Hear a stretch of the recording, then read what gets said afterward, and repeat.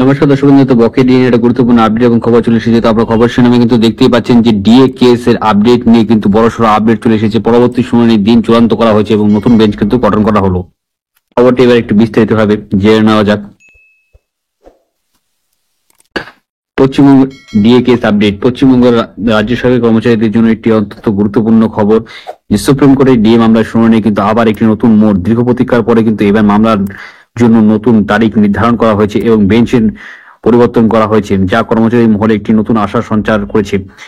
এবং আসুন সেই আপডেটটি বিস্তারিত ভাবে দেখে না যাক। নতুন শুনানি তারিখ কিন্তু ধার্য করা হয়েছে। আপনারা দেখতে পাচ্ছেন দ্য স্টেট গভর্নমেন্ট এমপ্লয়িজ, এই ওয়েস্ট বেঙ্গল বনাম the confederation of the state government employees এর শিরোনামে মামলাটি রয়েছে এবং এই মামলাটি কিন্তু ডিএ মামলাটি 11 সেপ্টেম্বর 2025 এবং দুপুর 2টোর সময় কিন্তু শুনানি করা শুরু হয়ে যাবে। এবং আইনজীবী কপিল সিব্বলের অনুরোধে বিচারপতিরা গত শুনানির বদলে এই নতুন দিন এবং তারিখ অর্ডার করা হয়েছে এবং নতুন বেঞ্চও কিন্তু এখানে গঠন করা হয়েছে।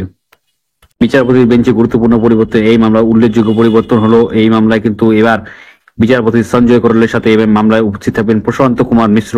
এই বেঞ্চে কিন্তু উপস্থিত থাকবেন। এর আগে কিন্তু সন্দীপ মেহতা ছিল এই বেঞ্চে, তো এবার কিন্তু বিচারপতি চেঞ্জ করা হলো এবং এই পরিবর্তনে এই নতুন গঠন করা হলো বেঞ্চে এবং নতুন বিচারপতি কিন্তু আসার ফলে এই মামলাটা একটি নতুন সঞ্চার পেল। একটি বড় ভূমিকা পালন করতে হচ্ছে মনে করা হচ্ছে, একটা গুরুত্বপূর্ণ ভূমিকা পালন করা হবে। বিচারপতি সঞ্জয় করলের, যিনি আগে বিচারপতি ঋষিকেশ রায়ের বেঞ্চে একজন সহযোগী বিচারপতি হিসেবে এই মামলা শুনেছিলেন, এখন তিনি প্রধান বিচারপতির ভূমিকা পালন করবেন এবং তার সাথে বিচারপতি মিশ্রের অন্তর্বর্তী একটি চূড়ান্ত রায়দানের ইঙ্গিত দিচ্ছে।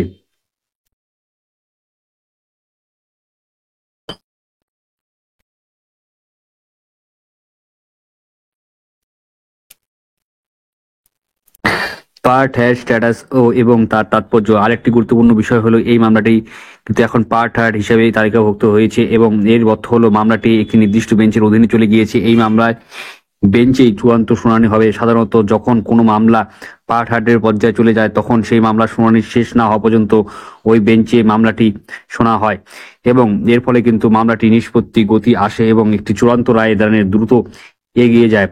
এর সাথে 3টি আদালতে অবমাননা মামলার সঙ্গে যুক্ত রয়েছে, যা বিষয়টি আরো জটিল করে তুলেছে। সব মিলিয়ে কিন্তু সুপ্রিম কোর্টে এই মামলার নতুন পদক্ষেপ কিন্তু পশ্চিমবঙ্গের রাজ্য সরকারি কর্মচারীদের জন্য ইতিবাচক বার্তা বহন করে আনছে। নতুন বেঞ্চে এবার কিন্তু চূড়ান্ত শুনানির সম্ভাবনা এবং তাদের দীর্ঘদিনের লড়াইয়ের সাথে কিন্তু সফল পরিসমাপ্তির আশা জাগাচ্ছে। এখন সকলের নজর থাকবে যে 11 সেপ্টেম্বরের দিকে, যেদিন ওই ঐতিহাসিক মামলার পরবর্তী অধ্যায় শুরু করা হবে। তো আশা করছি আজকে ভালো হচ্ছে, লাইক করবেন, শেয়ার করবেন, ধন্যবাদ।